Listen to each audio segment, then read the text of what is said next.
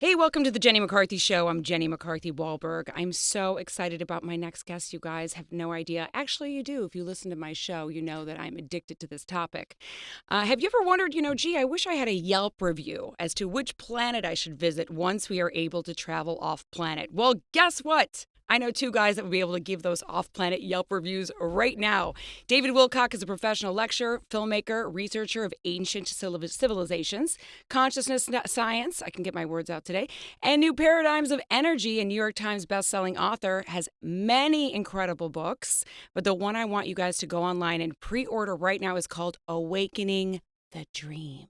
It's available for pre-order, correct, right now? It's coming out June 2nd. Yep. Love it. I can't wait. And Mr. Corey Goode, a remarkable insider and whistleblower. And as you guys know, I have a special place in my heart for whistleblowers.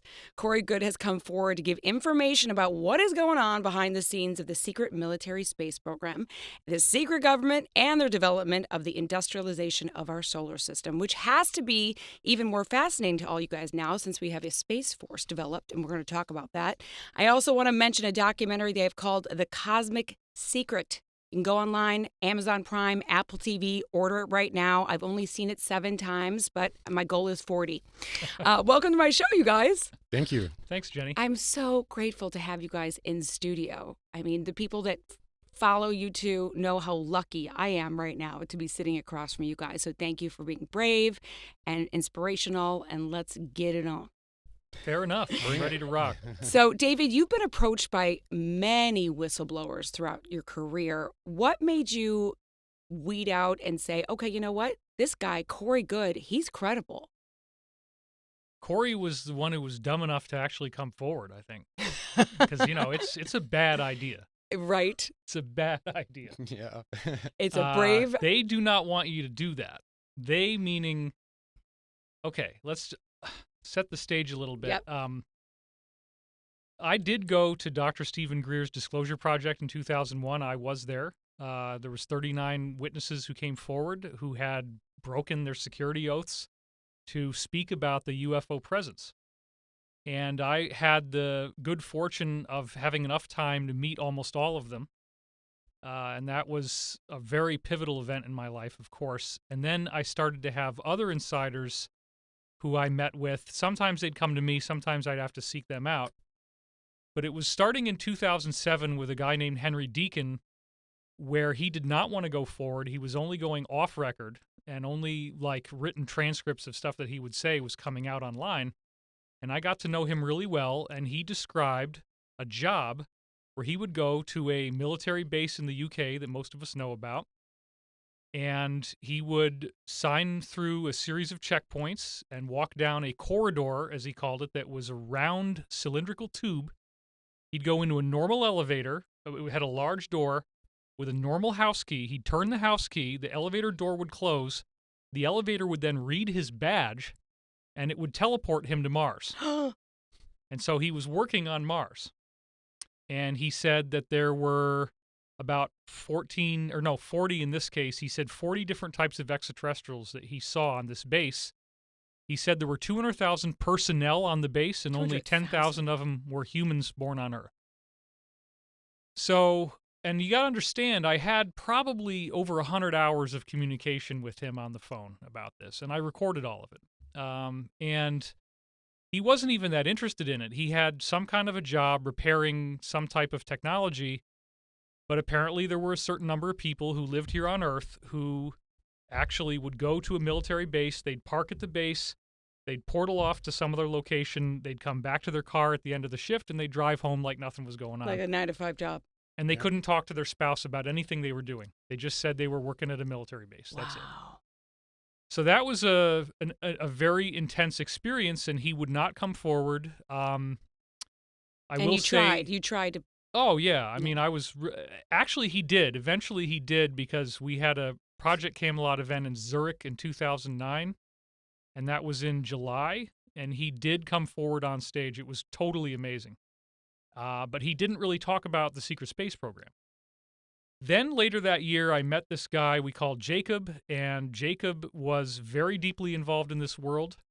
He told me that he worked directly with the Rothschilds, and they kept trying to recruit me. I was offered bribes in the hundreds of millions of dollars if I would just start talking favorably about crazy. Lucifer. Oh my God. I mean, some people might take that offer. Some people have taken that offer. I have had probably 6 bribe attempts like that, and I am not interested in Luciferianism. I don't agree with it. And I'm not going to sell out for any price because Right. I'd rather be able to look at myself in the mirror in the panoramic life review after I'm gone. Exactly. And so then did you seek out Corey or did Corey find you? Corey had actually first written me emails in 2008, and I had no idea how involved he was, but by the time he started to directly solicit cooperation with me in 2014, I had had many, many hours of conversation with Jacob, who was much deeper involved in this than Henry Deacon was. And I had other guys. I had Emery Smith, I had Daniel, I had several other insiders who were telling me about this, but nobody wanted to come forward. Nobody wanted to go on the record. Corey comes out and didn't want to go on the record either, but through a series of unfortunate events, I got he outed. got nailed outed. and he got into it. So I was going to say, Corey, because, you've seen stuff that most people, I would say almost all people haven't seen. Bases on other planets, portal travel, inside spacecrafts, freaking aliens. But you don't strike me as the type of guy that would be like, oh, you know what? Pick me to tell the world this crazy shit. Like, I'll do it. Yeah. You're just not that type. So No. why did you come forward? I was just wanting to, I saw people, like he was talking about, his insiders walk right up to the line, and they were going to give the good stuff, but Right. then they would stop. So I wanted to give researchers this information in the background, quietly. But one of them outed me, and then he thought the best way for me to stay alive Correct. was to go public. that was the old Dr. Greer saying, publicity is protection. Right. I mean, that's what a lot of the whistleblowers have done. Right. Correct. And so I just want to put this on the record. I have had the benefit of 180 IQ. That's just what it tested at. And so when people tell me things, I remember what they say. You If do. it's- It's Like a savant. uncanny. It is. If it's something that I'm interested in, if it's boring stuff, I probably don't remember. Exactly. Like, I probably won't remember any of this show after I'm done. Oh, okay. I'm good. just joking. Just joking. But, Good. but that was my anyway, glory. it's such a complex matrix of Yeah. data. There's so many pieces. And when somebody says something specific that I've heard before, I'm like, I've heard that before. And then if like 3 people say the same thing or 5 people say the same thing, and I never put this information online, and I had kept this gigantic body of data that would probably take 7 500-page books to write up, Wow. and then he shows up, and it's like we were like old friends, because once you learn about this world, if somebody else knows, you have like a trench buddy now. Right. Exactly. You Trust know, me. it's you feel so validated about the fact that somebody else can talk to you about this burden that you carry, this horrible thing that you have to live with, which is Nazis made this secret space program, and it's a really nasty, funky place. It's an evil thing. Right. Actually. So when you find a tribe member, you're like, okay, thank you. You're real. Yeah, I mean, we haven't really talked enough about the fact that this was founded by Germans and that there was a lot of really unethical stuff going on in this program, but that's why Corey has PTSD, Right. because of that. I mean, it doesn't surprise me, Corey, with everything that you've gone through, that you've got PTSD. Do you still suffer from it? I do, but I'm not on all of the medications like I was for a while. When I first started shooting the show that we did every week with David, I was kind of a zombie. I was on a lot That's of true. medications. And we're also not an on-camera personality. This, No. wasn't necessarily you were trained to be, in media. No, I was scared of the camera. It was like a black hole. And now you're much more comfortable and you look incredible. Like your transformation has been just wonderful to witness. Yeah, that's what most people like to watch on the show. I was like 282 pounds when I started the show, and I was on all of these medications. And then I went through this metamorphosis. I'm going to talk about it, and I've got an online course that I'm doing, acceleratingascension.com. I signed up already. You did? Awesome. It's gonna be Acceleratingascension.com, which I'll plug again later on in I the was show. just telling him he's got to actually buy like thin clothes. because when I he came know. to my house the other day, he had this shirt on that was like a garbage bag. Dude, I got a few that fit. go for medium now. You don't need Right. large anymore. Good for you, though. Good for you. So, David, has there been any more whistleblowers since Corey? Because, Corey, I remember you saying, like, hey, I did it. I crossed that line. I'm out there. Come on. Yeah. Has there been anybody since him? We actually just yesterday found out about a local radio show host here in Los Angeles who my wife met at a chiropractor, and he just randomly pointed out that he was acquainted with his father was acquainted with the head of JPL in 1965 when he was 17 years old, and that the head of JPL was telling him through his father telling him that they had extraterrestrials who had some sort of way of looking human, even though they really weren't. They could appear to be human. They were with us in these underground bases, and that at that time in 1965, they were trying to develop a technology where these beings could get back to the planet Mars, a craft of some kind, I guess, because that was apparently more of a home to them than Earth, and they were working with us to try to develop this technology. Now, this is a guy who pulled this out of his memory. He had not remembered it since he first heard about it when he was 17. Wow. And so a lot of people have come forward. The most notable one was well after Corey and I had started doing our show together, Cosmic Disclosure. We had this elderly gentleman, 93 years old, named William Tompkins, who actually was serving as a soldier in World War II, and he's still alive. And he was, believe it or not, the guy who was responsible. Sorry about touching the microphone. No, that's okay. I do it all the time. He was the guy who was responsible for packaging the information from 23 embedded spies in the German secret space program working in places like Antarctica and bringing out information saying that the Nazis had flying craft that were being developed in conjunction with extraterrestrials that were extremely evil, that had a reptilian demonic appearance. And so why, if someone's listening and doesn't know the story, why did the aliens pick the Germans? Why did they pick the Nazis? Well, they were more energetically aligned. They both didn't mind using slave labor. You know, if they'd approached the Americans with that, they would have been something they probably would have done in secret, but the Germans were all for it at the time. They were already using that model. So on the same frequency, pretty much. Right. Yeah, and they helped each other build a lot of bases out. They helped build out some reptilian bases because they had, the infrastructure to do it. They were building bases down in Antarctica for them. And the channeler that summoned them, that beautiful female, Maria Orsich. There were different stories and reports on actually what happened to her. Do you know the story? I heard from Jacob that she was brought off planet, that she actually did live on, and that part of her reward for what she did was to be taken off planet. You really don't want to live off planet, Jenny. You might think you do. Let me just tell you, I'm enjoying it right now. But if we're like, hey, let's go spend the weekend on Mars. You got a pretty good gig going here. I would just stick Let me with tell that. you, I'm very, very happy. In the news, we've seen accelerated pole shifts, earthquakes, volcanic eruptions, UFO disclosure, news reports about expected solar flash events. For both of you, when you hear the news, and this is all recent news, are you like, I told you so? Yeah.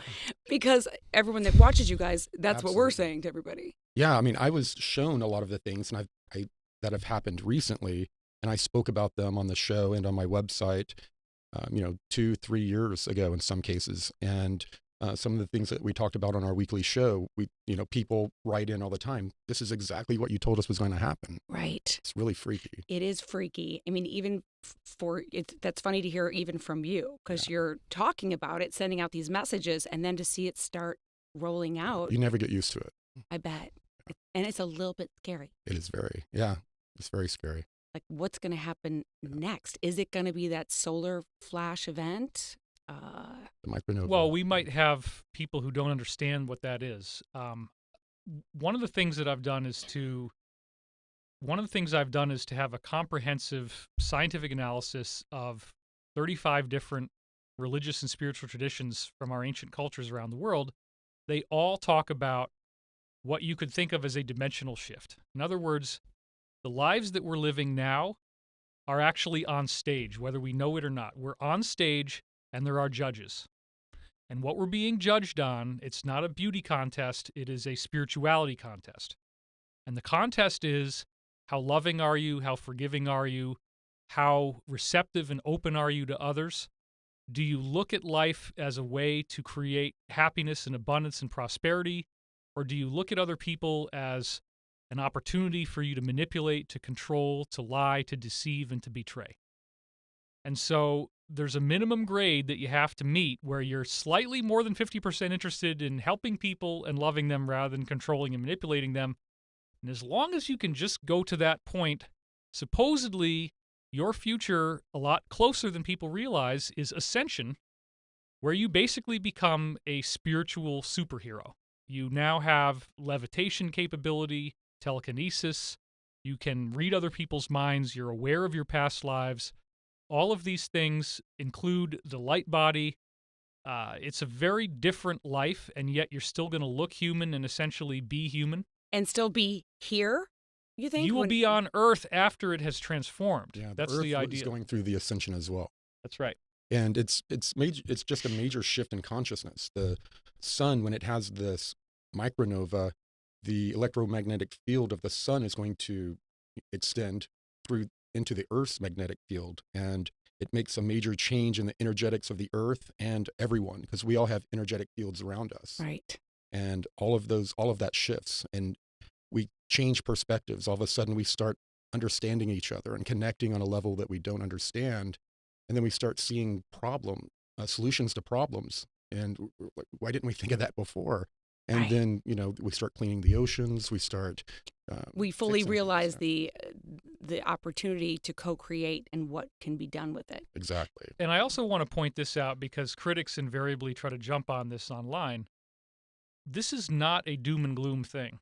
In other words, one of the things that Corey found out when he was working the secret space program is that there is a huge number of human or human-like ETs that make sure that everybody is transported safely where they need to go. So if you don't make the Ascension, unless you're the wickedest type of person, like the really sadistic, evil stuff, those people get relocated to another planet where they can continue to live out reincarnating in third-dimensional life. For thousands and thousands For of years. 25,000 years. Yeah, until they reach a point to where their consciousness is able to expand to like a fourth density consciousness. So it's an ethical transformation. It's not a disastrous catastrophe. It is something where if you look at the Noah's Ark story and then you kind of re-envision that as if it had extraterrestrial involvement, that's really what we're dealing with. Well, a lot of religions talked about this golden age. Oh, yeah. Is that what we're talking about? Absolutely. We're about to reach this golden age. And when they describe these golden age prophecies, it's not like a bunch of people walking around on the street with smartphones and not looking where they're going. The golden age is about the complete lack of corruption on Earth, the complete lack of deception, a fantastic evolution in human consciousness. You're telepathic. You can manifest objects out of thin air with your mind. It's a totally different world. So it's not like we're in it now. This is still the dark age. Right. And for it's going from third density to fourth density, people get confused sometimes and use the word dimension. Can you just explain the difference between density and dimension? Yeah, there are many different timelines, possible realities, and each of those are other dimensions or realities. When we talk about density, it's more of a level of consciousness. You have, level 0, level 1 civilizations. I think it's on up to 4, right? That they've measured Well, out. you got type 1, type 2, Type type 2, 3. yeah, that's right. And it has to do with whether you're harnessing the energy of a whole planet, a whole star, or a whole galaxy. Okay. And I don't really think any civilization could harness the power of a galaxy. A sun, perhaps. But that's another story. You know what's so funny? You had mentioned The Man in the High Castle. Mhm. So I, of course, binged watched that. And I'm a total junkie when it comes to this. And they really did a good job explaining timelines. But it is fascinating to me about how many things in show business film, TV that they have gotten right. There was something that you mentioned. Oh, this. The Dark Fleet looks like Star Wars, uniforms, pale skin, arrogant. The Mayan breakaway group looks like Oompa Loompas from Charlie and the Chocolate Factory. Yeah. And I thought to myself, okay, with Star Wars, I'm like, did George Lucas get a vision, a dream? Is he approached by insiders? How do so many people in the business able to get things pretty accurate? They're seeded with information, for sure. Okay. Star Wars is basically a documentary. It's a documentary of the history of our solar system. So the Death Star thing is true. We have apparently moons in our solar system left over from an ancient civilization that are extremely advanced, that are weapons. They did blow up a planet in our solar system, and the so-called deep state or Illuminati or cabal believe themselves to be the descendants of this destroyed civilization, transmigrated to the Earth, and when they got here, they had elongated skulls compared to the rest of us, much higher intelligence, and that's where you get your divine bloodlines and the right of kings and all They this. acted like gods. Yes.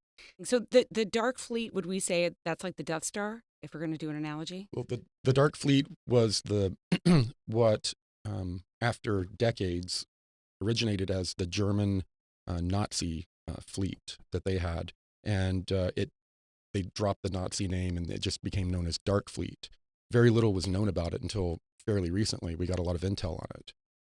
But it was just one of a number of secret space programs. Most of them didn't even know about each other, most of the programs. And there was Germans along with like reptilians They were working serving, together. They were serving alongside reptilians, going to other solar systems, causing problems with the reptilians, fighting side by side with them. Which is exactly the same thing that William Tompkins had independently put in his own material, not knowing that we had disclosed it on Cosmic Disclosure. Oh, wow. And even Whitley Strieber, who wrote the original abduction books in the 1980s, like Communion Transformation, I was on a panel with him, and he was talking about having recovered memories of some of his abductions in which the people abducting him were not Greys, they were people in full black uniforms, which is the definition of the Dark Fleet. He didn't know that when he said it, Oh, but we'd already talked about it. that's wild. Yeah. I love So, those confirmations. and then the Draco Reptilian ships look basically the same as the Death Star destroyers in Star Wars, which is not an accident. Guys like Arthur C. Clarke, who did 2001, or George Lucas, they were given briefings. They were told what to write. The C-3PO android, apparently, there's like many hundreds of thousands of those that have been found on these ruined moons all over our solar system. That there was a lot of those things.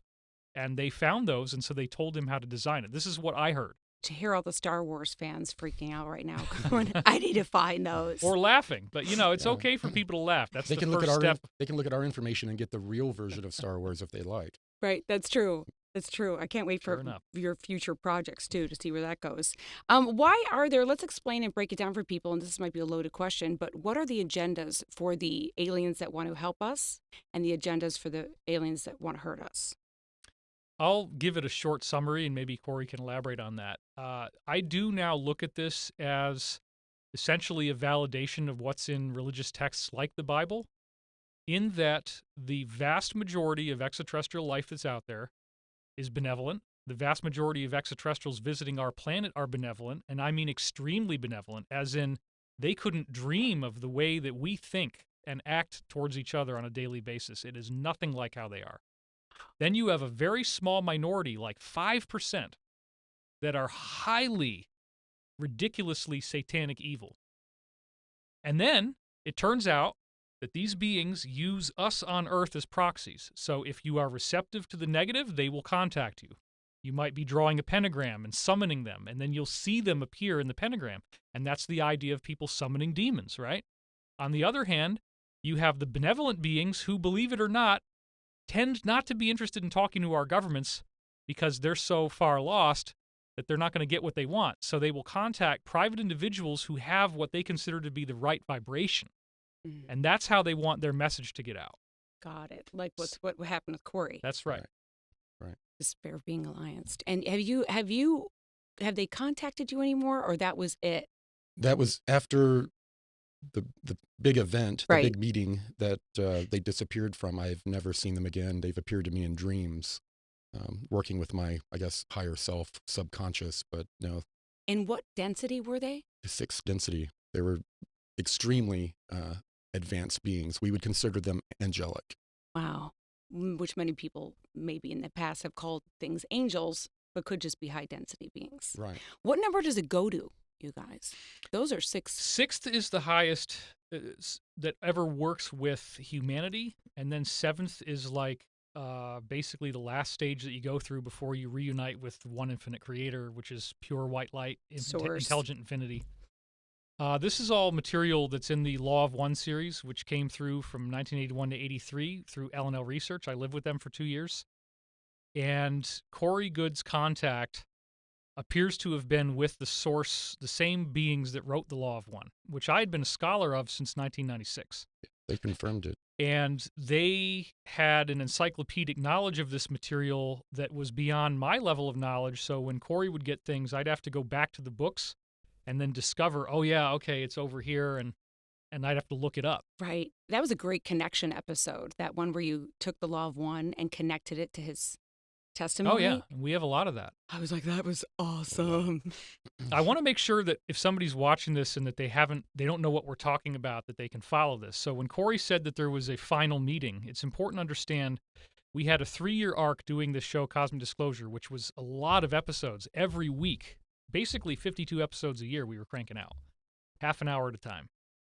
Corey had a final contact experience that I felt like, okay, it seems like all the beings that you're working with took a curtain call, and this is kind of like the end of the story. And sure enough, after that, it did end up being the last time he was contacted, but he is still getting telepathic dream space type of contact with these beings. And I've had dreams going on 27 years now. Right. And in my new book, Awakening in the Dream, I'm actually describing a lot of the dreams I've had, the interactions with these beings in the dream space. He was telling me about it as he was writing it. I can't wait to read it. Oh, yeah. I mean, so you're still connected in some way or another. I would say both of us do have access to these benevolent ETs. I mean, another thing I'd want to point out, too, is that we are not elite or special. This is something that everybody is having to varying degrees. You can write your dreams down in the morning. You can learn the language. In my new book, I'm teaching you what that language is. People do get synchronicities. At one point early in our show here, I happened to look up at that clock, and it was at 11:11. I didn't want to say anything at the time because it's too nerdy. But that just totally keeps happening. Nerdy. I love that so much. Let me just tell you, I am that nerd you're talking about, David. So it would have been totally fine. I do want to mention the Secret Space Program Alliance because I feel like that gives people hope. It consists of Solar Warden, which, to break that down, is kind of like air traffic control for UFOs, but also like bouncers in a bar. But the bar would be like the galaxy, our galaxy. And the Alliance consists of... She's not stoned, folks, by the way. She's fully sober. The Alliance consists of Solar Warden and the defectors from various secret space programs who joined in opposition because of whatever fucked up shit was going on in their groups. So what are the Alliance goals? And what can you tell them, like, hurry up with disclosure? We're all waiting on it. Yeah, it's a long game that they've been playing, you know. How long? How long has it been going? Decades. I mean, when I was in the program decades ago, it was like 6 years into my service, my 20 and back service, I found out that they were trafficking human beings to other planets, and they were trading humans for biological materials from other solar systems as well as technology. Aren't you glad you're watching this show? You know, people discovering those types of things and not being sociopaths started connecting together and forming this alliance, and they were going to expose everything to humanity. And that's part of what I'm doing. And is the Sphere Being Alliance part of that alliance, or do they have their own moniker? No, these are higher density beings that are working together to help raise our vibration so we can ascend, because they used to be like 2 billion years ago. This was their solar system. And because of certain actions they took, they're tied to us karmically. So they cannot ascend and go to the one, become the one again. So that would be their agenda. Right. So every being does have an agenda, even the angelic ones. They need us to ascend so they can. Let's dive into that black magic money system. Central banks are private companies which run the government, so it's not so easy in our brains to figure out what would a social what would that look like without having money? It's actually not as difficult to understand as we think. One of the things that the secret space program, the military industrial complex, is hiding from us are 3D printing devices like what you would see on Star Trek. So at some point, all of the retail business and the mail order Amazon type business, that's all gone, because you can make these materializers and people have them in their house, and anything that you want, you just print it and it makes it for you. Like a chair, Anything. clothes, anything. Any kind of high tech, any kind of cool stuff you might think of, you know, and food. Like you can well, have that's a different type. You'd have different units, but yeah, Right. They print food for you. We And use so- those in the programs. And so you can actually use these devices to make other devices like them. And so we could clone out a whole bunch of these, and now everything that you need, the food that you need, the goods that you need, you just print it and you just have it when you want it. What would that look like? Because money really stops people from pursuing their source-given gifts or dreams. Sure. There's so many people I talk to, even on air, that go like, I'm working this 9-to-5 job and I'm getting really bored and I really want to be an artist. But I think a lot of what we're going to end up doing is archaeology, because it turns out, and one of the things Corey's disclosed is, there are entire cities, even here on Earth, inside the surface of the Earth, beneath the surface of the Earth, that have almost completely not been explored. And they're huge, and Yep. they're loaded with artifacts. And the ones we found purely by accident, by drilling an underground tram system across the world. But when they were building it across the United States, the big boring drilling machines would drill and bust through into a chamber. They would back out and explore, and they would find a giant city that would be millions and millions of years old and abandoned. Yeah. And then nobody goes back because they don't have enough staff. So there's enough of this kind of stuff out there that everybody should be involved in archaeology, in my opinion. well, it's interesting too of how many aliens have like gone to other planets to kind of steal technology that was left over. You would think by now, with all these years, everything would be gone. Right. But it's there's not. so much. The aliens were coming to us back in like the 50s and offering us these beautiful trinkets or what looked like stone tablets or just stone artifacts. And it turned out that these artifacts were like 2 billion years old. They were part of an ancient builder race that used to be here in our solar system over, like I said, over 2 billion years ago. And it was actually multidimensional technology, high technology, that you operate with consciousness. And we had no idea what we were handing over and giving away. We were finding them in these locations that we're talking about. We're the ones that handed them. Yeah, we didn't know what we were giving away. They can manipulate time. They can be used for time travel. You can basically create a bubble of energy in which you are able to fast forward through tens of thousands of years of time safely. And so for extraterrestrial beings, that's a very valuable thing to have, but we had no idea how to use it at the time. What about like the Space Force that was announced, which was, I think, a surprise for everybody? Like, oh, wow. Not for us. We're We doing talked this. about it 3 years ago. We said exactly that was going to happen, that it was good. They're going to aggregate all of these secret programs, the lower level programs, and they were going to bring it out under one moniker. And that's what they did. Are they using it as a shill for disclosure? Like, oh, hey, guess what? We sent the Space Force up to the moon. Golly gee, there's a base camp here inside the moon, Yeah, and they're all gonna these. do a rolling disclosure, I wouldn't say it's a shill, though. I think the Space Force thing is actually the good guys coming forward and saying enough is enough. We need to just barrel through and get this done. I hope so. Well, why did the Navy declassify anti-gravity and free energy patents under the name of a guy calling himself Salvatore Pius, which means the savior of our nation? Which, you guys, is kind of crazy. When I read that, I was like, okay, that name alone seems fake. And how Right. did this one guy able to get 2 patents, correct? Well, no, there's a third one because he also patented a room temperature superconductor, All which right. is another absolute revolution in technology. So why was he the chosen one? I think it's because of his name, but then some of our detractors were trying to say that he doesn't exist. And recently with thedrive.com, he actually came forward and said, I do exist. He gave us a new picture of himself, but then he released a very, very short statement. And that's all he can say. And he's under non-disclosure from the Navy. And then the Navy is saying that the division that he's working for is called something like Strategic Sciences Partnership, but it's SSP, Oh my God. right? And then they come out with the Space Force official badge that all the soldiers are going to wear on the day that the new Star Trek show Picard comes out, same day, and the Space Force logo is Starfleet Academy. It's identical. Right? I saw that. I was like, what? And Coincidental? I think that they're signaling what's going to happen, which is you look at the president's statement that he made at the Davos International Economic Forum, and he is on record talking about that we are going to be getting technologies that people thought would take a century, and it's right around the corner. We have great scientists. They've come up with a lot of stuff that's going to amaze you. You will be totally stunned when you see what's about to come out. Are all presidents briefed on this? They get visitations in their office. They Well, get it extraterrestrials depends. showing up from some of the briefings I've got. Yeah, if they're a part of a certain organization, they get those visitations. Or if the alien is Otherwise, Republican or they get a Democrat. series of briefings, yeah.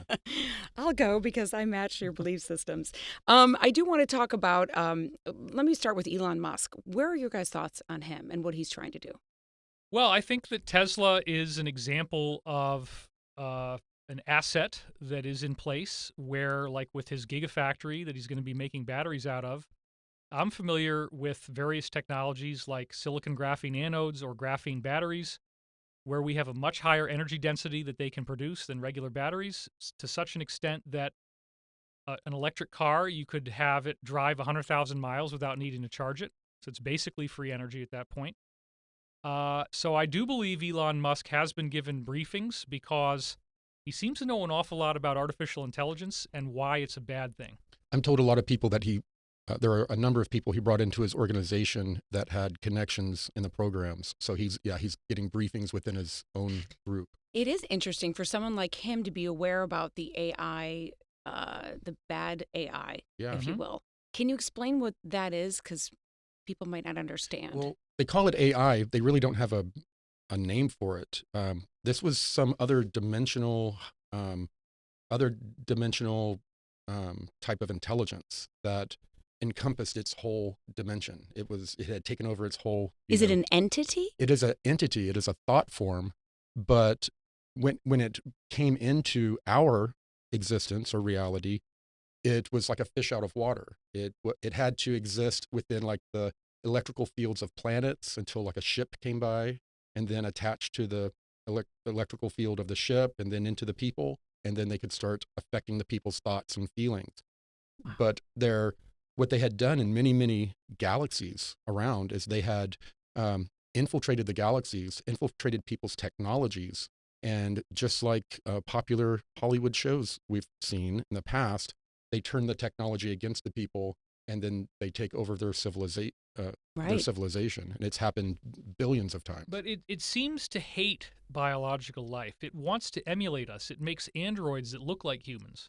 You know, it wants to get into our reality because it seems that this intelligence feeds off of our negative energy like a sugar high. It needs pain, misery, fear, depression, suicidal ideation, violence, treachery, betrayal, lying, all those kinds of things actually give it energy and power for some reason, just like you have bugs that will feed off of excrement. Right. It's the same kind of concept. And we have ETs that are what we call AI prophets. There are two different lines to ascension. There's the technological ascension, where you put your consciousness into technology or that type of thing. And then there's the spiritual one that we were talking about earlier. And beings like the reptilians, negative beings, when we were finally able to capture some of their higher caste, capture their bodies at least, they were full of nanites. Ooh. And these nanites were in subspace communication with this AI intelligence, and it was controlling them. They served it, and they would cause misery on purpose because they would able to feel the loosh through the technology in them, and also the AI being got a kickback. Oh, wow. Well, and let me throw this in. This is really good. Getting back to Star Wars for a minute, what is Darth Vader? Right? Like he's had his arms and legs cut off. Right. He requires technology to exist. He is a man and machine combined. And so the briefings on this exploded planet in our solar system is that the AI got in there. That's why there's all these C-3PO looking things everywhere. And these people were like Darth Vader. They had become cyborgs, basically. And this thing, we are on that timeline of what the AI wants to have happen. It wants to start with the smart devices, and everybody's walking around looking at it. Right, we're already addicted. Yeah. Then you go wet wired, where it goes into your body. You have an implant, and you're now online all the time. An electronic hive and your mind is online. And they're working on that now, correct? Yeah. Yeah, they already, to a varying degree, they have different parts of the population to where they use a part of the person's brain function like a slave device. They're processing information for this AI using people's minds in a lot of cases. Do these people give permission, or it just No, happens? They were unaware. A lot of these people, and it affects their behavior and their, lifestyles, of course, but they don't know why. Can I blame my bad decisions on that? Sure. I'm going to now. How is it beatable then? Because it seems like unbeatable. Check this out. The solar flash is an EMP, right? So all electromagnetic devices get turned off and erased when this happens. And it appears that this AI is very ancient. It's all throughout the universe, and that the universe uses these solar flashes as a way of spraying some raid in a solar system at the end of a cycle to get rid of these guys. Wow. But can it come back? Mhm. Not unless we allow it to. Right. Got it. But over time, okay. it will come back into a solar system, after like 1,000 more years, I'm told, when it's right after the pulse that the energies are like sour milk to them. They can't take the energy. This is also why extraterrestrials want to have humans as workers, because nobody wants to have androids. Androids are totally susceptible to being infiltrated by this stuff. So unless you're already working for that agenda, you do not want to use robots. Right. And so they need people who they can train and get them working. So there's this enormous number of missing people on Earth every year, and apparently a large number of them are being brought off planet to become workers. Or traded in the program. Right. Yeah. well, that's where that Mars colony, this slave colony, was, correct? Yes. Is it still there? Or because I know there was an explosion, an attack. I have not been briefed on the status of that location. I was happy to get out. I bet you were. Well, there are many settlements on Mars, though. I mean, this is the thing people need to understand. It's very easy with the kind of technology that extraterrestrials have to develop under the surface of a planet. So just because you don't see it on Mars photographs from satellites doesn't mean it's not there. Right. Yeah, they're like corporate-owned cities that are producing technology that, believe it or not, we're trading to up to 900 other civilizations. ET is coming here Different races to buy our technology now, because we've become such good engineers and we've had access to so much technology that humans are very clever engineers. So these people that have been taken off planet to Mars to be a slave and make this technology, do they know that, like, are they told a different story? Like, hey, Earth blew up, that's why you're here. Right. Some of them. Yeah. At this particular location, I was told that they had been informed that the Earth had been destroyed like decades ago. In And a nuclear war in the 1980s. Yeah, and they were in the 80s, and they were the sole survivors. And when I showed up there, I was sunburned from a trip I'd been on, and I had aloe, and I smelled different than everyone else. And I made the mistake when they asked me, one of the guys asked me where I was from. I was supposed to keep quiet, but I said, "Shit, Texas." And they're like, "What?" And shit hit the fan. Yeah, it did. Wow. I That mean, was the end of that trip. the crazy thing is, mentally, I would think if someone told me that and I was taken there, I'd be like, oh my God, I'm one of the lucky ones that survived. Yeah. That would be my mentality. Well, Yeah. Jenny, I also want to layer in something here for people who haven't heard any of this before. Multiple insiders told me about this thing that happened in the 1950s called the brain drain. Now, apparently, some 55 million people from Earth, both men and women, were given the option to go off planet and work on these colonies starting in the 1950s. And approximately 3/4 of them were not from America. So there's a lot of people that look like they're from India. There's a lot of blacks. There's a lot of Asians. Every race on Earth is out there. And then when they got there, all of the flowery stuff that they were shown in these brochures turns into a nightmare in which you're basically now a slave and you are forced to have as many children as possible. So now they've got hundreds of millions of people working off planet, plus they have many, many millions of clones, and they keep bringing new people in all the time through these disappearances that are happening. And so this is big. We have this going on in at least 13 solar systems, star systems that we've created civilizations in. We from Earth. Yeah, Earth. We've created, back in the 50s, they started building out these cities. And if you were to be teleported there, you would think you were on Earth. It would look like, all of the engineering is the same, the buildings, the roads, they have cars. So will all these people after the Ascension be able to come back, or are they stuck there?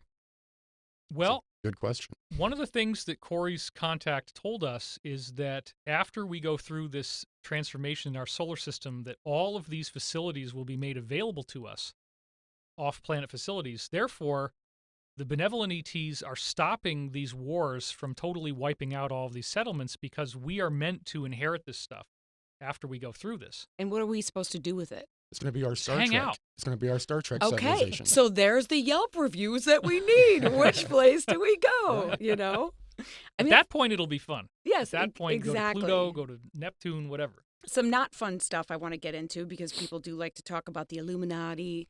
You guys call it cabal, occult syndicates. Fortunately, I have no idea what it's like to be in a satanic cult. Thank God. But it's interesting to me that when you hear the full story, it seems so out there. It seems almost unbelievable because you think, how could people possibly do this?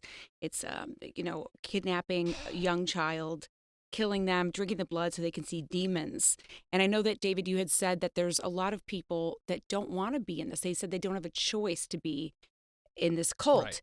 But to me, I go, okay, but are they figuring about the choice of suicide? Because that's what I would be doing if I was forced with no choice. Well, this is a generational cult, and it goes back to the Roman Empire.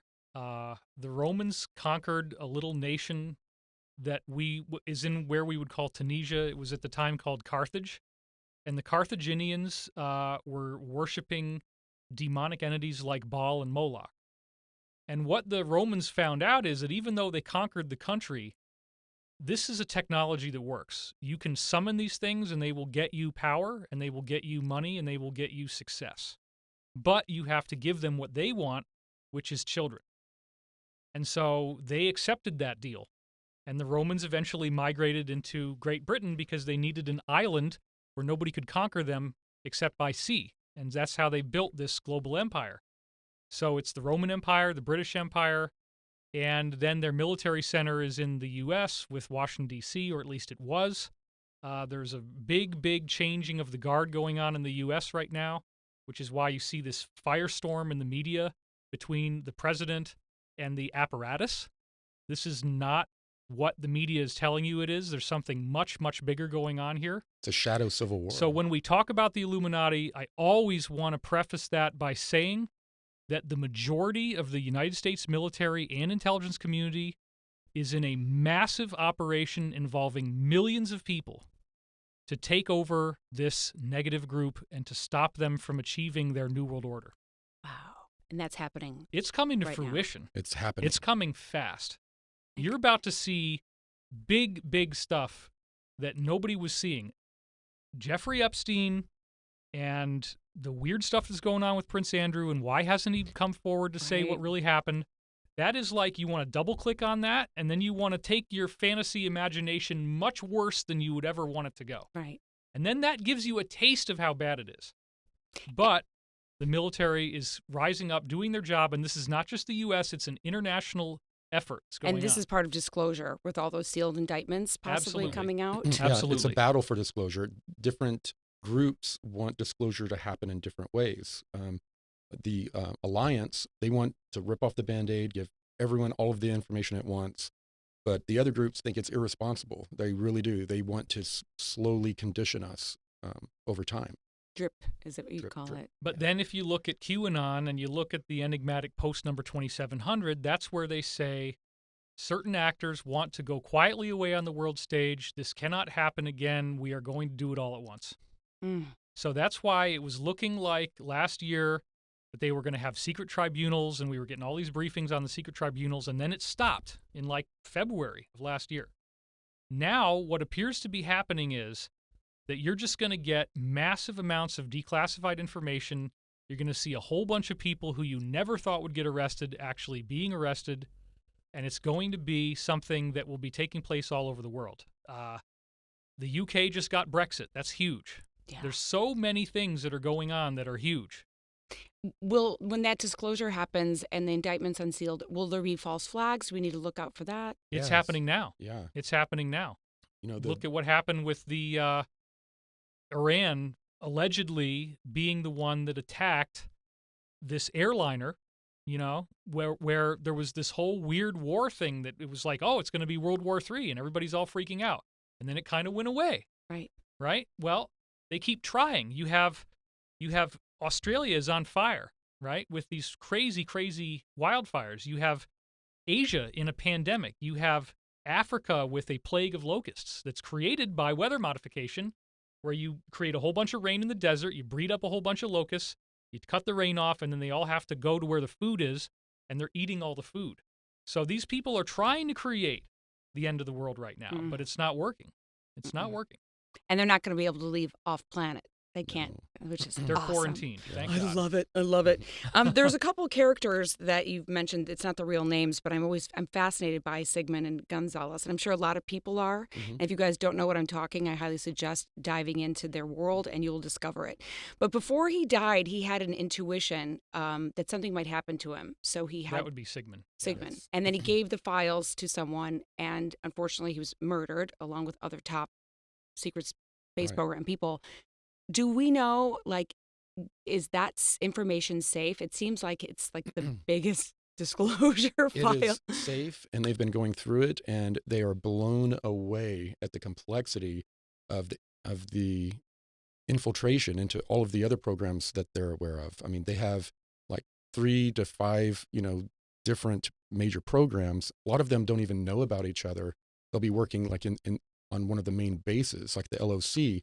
There'll be 4 or 5 people working together, and they'll all work for various parts of this Dark Fleet, but they won't know that each other are, there's no Hail Hydra. And Right. LOC means Lunar Operations Command. It's one of 3 major bases on the moon that we use. Yeah. It's like a pit stop. Right. Right. But a very, very large hotel that you can hang out at when you go there. It's funny. These are now my personal selfish questions that people will not know what I'm talking about, but that's where I go, I don't care if you guys can look it up. But the Research. people that follow you guys will appreciate some of these questions. When you talked about turning down We're going to find out how blonde you really are right now. Right, Jenny. really? Well, this one's funny. This is such a Jenny McCarthy question because I was like, how could you turn down the elixir of Isis? I would have totally drank that. And you were offered like twice and you didn't take it. Gonzalez did. The elixir. Yes. Yeah. A psychedelic beverage that he was offered by the That was- Anshar Inner Earth Priestess. Yeah. It was the first time I had met this person, and I was leery of trying. I don't blame you. Yeah. I would have been the one that would have been like, sure. Especially how calm she got afterwards. Right. Intuitive empath, that's what you were when you were in this program. Do you still consider yourself intuitive empath? Yes. Yeah, I do, but in the programs, they give you inoculations and various injections that enhance it, and there's also technology. If people know what remote viewing is, you have the ability to send your consciousness to any place in time or space, and using technology, it would enhance that, and you're able to affect, influence other times and spaces, Wow. through your mind and the technology. So there was technological enhancements and, biological, giving us injections. And it still stays with you where you can still kind of feel how someone's... Yes. Yes. I still, that's always a battle. When you're empathic, you feel other people's feelings, and it's confusing. It's got to be nerve-wracking, too, because if someone's nervous, you probably pick up or if they're sad, that's a Right. tough one to Well, absorb. a lot of times you will feel sad, and you're like, why am I sad? And you start, internalizing the feelings from someone else Oh, before wow. you really realize that you're just mirroring them. You guys heard me talk about how incredible Corey looks, and he has gone through his own kind of ascension by doing inner work, high vibrational diet. What is this high vibrational diet? Obviously, it's no meat. Is it fish? Well, what is your some daily people routine look like? are on high vibrational diets that include meat. But you get to a point to where you don't want to eat anything that used to have a face. Right. You don't want that karma. So yeah, it is. Like raw vegan is good, vegetarian is good, but it's mainly getting really high quality organic foods. Balance. Having a balance. And do you have a vice still? Do you go like, okay, it's pizza night, I'm gonna just do it, or no, you stick to it? I've pretty much transformed. I mean, I'm actually eating pizza on cauliflower crust. I can't believe it. When I first started doing Cosmic Disclosure, I was eating like 4 corn dogs a day, and right. You could see 4 corn dogs on my neck. If you watch some of the shows. And David, you've incorporated some healthier lifestyle. My ET contact didn't, which I talk about in Awakening in the Dream, didn't really begin until I became vegan. I did vegan for 7 years, and I got very, very anemic, very depleted in B vitamins, and I was doing everything right. It's hard. A lot of people try to shame me and say, well, you didn't do the superfoods. I did everything the way you're supposed to do it. So my physiology requires me to have animal products of some type. Mine too. I tried it. But what I try to do is I have what I call an ethical meat diet. I always try to go for, I want to flow my dollars into businesses that treat animals well. Before they kill them. Because the... Sorry, low-hanging fruit. It was awesome. I get it. I don't want to have a fight with him on the Jenny McCarthy show. We'll do that later. But look, it does say in the Law of One that you can have animal products to the extent necessary for the upkeep of the physical body. I right? get that, yep. And so what I try to do is to keep it in alignment, and I don't use any type of factory farmed meat at all if I can possibly avoid it. And by investing in companies that are doing it right, it becomes something that's available to more people so that more animals are treated well. And that's the way I look at it. Good for you. I think I have to be more in path with that because I've tried the vegan thing, and I have a histamine intolerance, which means I can't have rice, I can't have avocado. It's like all these wonderful things that are healthy. So I'm like, damn it, I have to do it. Well, and veggie proteins usually are carb heavy, so you're going to Correct. gain a lot more weight. Oh, yeah. It's tough. It's a really tough thing to do. It is a tough thing to do. I'm going to carry on with my selfish questions. Corey, you said in one of your talks that you interfaced with your dog.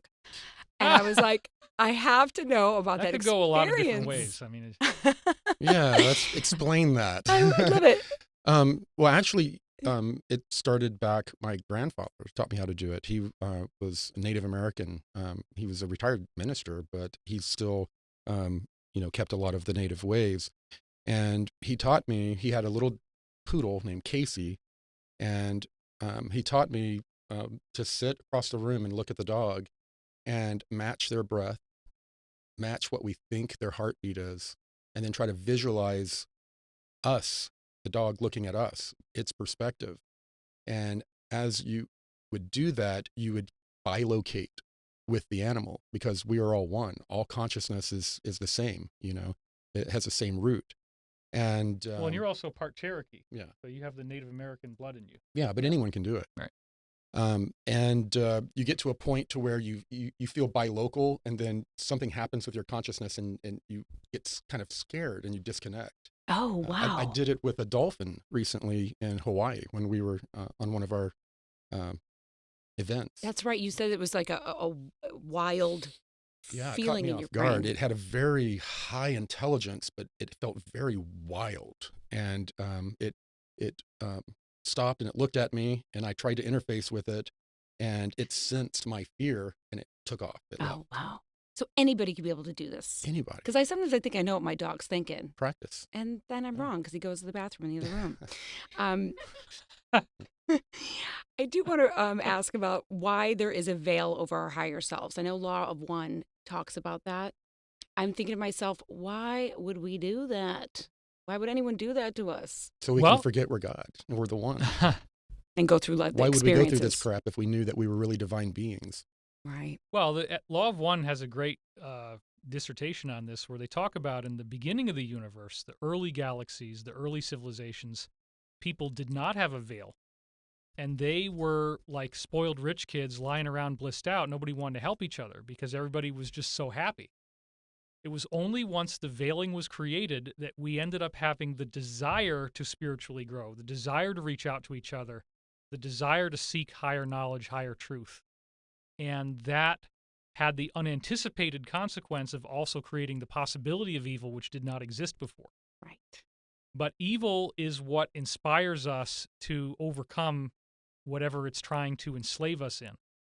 And so it's allowed to exist. There's really cool stuff about that in Zoroastrianism, where the Zoroastrian evil Satan figure is basically authorized to be here because the game is already rigged and we know that we're going to prevail over this. It's all kind of like we're in a sandbox, and as long as we don't mess up the area outside the sandbox, we're allowed to play in here. People think if there's benevolent ETs, then why don't they come and help me out with my knee? I got a bad knee. Why don't they? Well, if there was a God, then they wouldn't allow my father to die because that was horrible. I cried so much. Look, the benevolent ETs will stop a nuclear war. They will stop the planet from being destroyed, in this case, because they missed out on the other one in our solar system. But they're never going to let that happen again. They're very careful now. But what they will do is they will allow us to learn from our own mistakes. So we had to learn how bad nuclear weapons are by having two very small ones go off, Hiroshima and Nagasaki. Mm-hmm. But they're never going to let another one happen. They're never going to let everybody get wiped out by a virus or an economic collapse. They're keeping us so that we can learn within this classroom. That's a very important point. They need us to ascend so they can. Right. That's right. That's a really good way of talking about it. And with Ascension, it's been interesting to listen to people talk about how they're like more worried about their pets than their family members. I've heard that many times. It's really interesting to me. So talk about that a little bit, and people that are concerned for, let's say, their kids who might not be, woke enough to understand right from wrong, or special needs kids. I've been fielding those questions for 25 years. And basically, if you have a pet, the chances are that it is self-aware and it's going to come back as a human. It will graduate to be a human in its next life. Everybody will get where they need to go in this process, and your responsibility is to promote your own ascension, put on your own mask before assisting others, is how I would say it. Right. Most people are not going to be going into fourth density. Most people are going to be relocated to another planet, so they won't be faced with this choice. However, or they'll reincarnate with our pets. That could be true, too. as co-humans. By the way, that's probably what a lot of people will want. Yeah. Just to let you know. What do you mean Scruffy's leaving? I got to go with him. I've got a third density dog at home. But also, I was given very important information about that some people will be ascending, and then they will be able to come back in an ascended form to their relatives who have not yet ascended and give them inspiration and hope. That is part of what's going to happen. There will be waves of this. It doesn't happen all at once. So if you get the chance to ascend, you should do it, because then you'll be able to help others who haven't ascended yet. And how to ascend is by doing, and let's go over the big message that you've received: loving others, serving others. And the selfish part, the only way out is in. You have to focus on your dealing with karma from crap that you've done in your life, and also trauma. Trauma is one of the biggest problems, one of the biggest things holding people back from ascending or expanding their consciousness.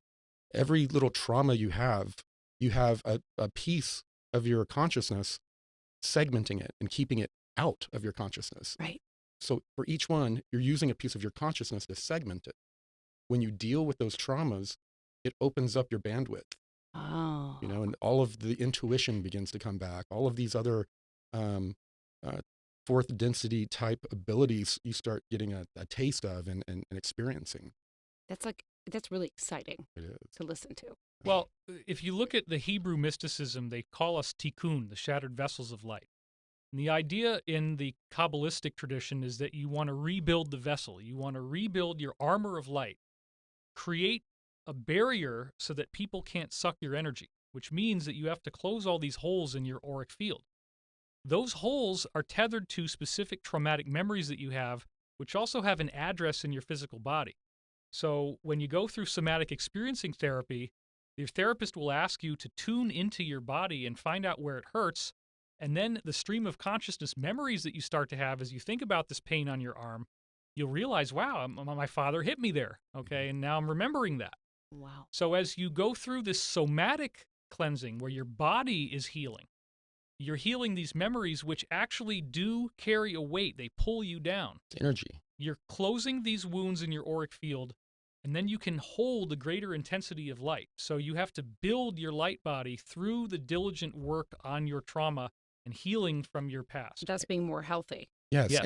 and also what he was saying, each of those traumas, they're like energy. It's mass energy in your Yeah. body, and when this micronova occurs, you're going to have this expansion of electromagnetic fields and other energies. That you need to pass through your body unencumbered. It's going to cause like a friction.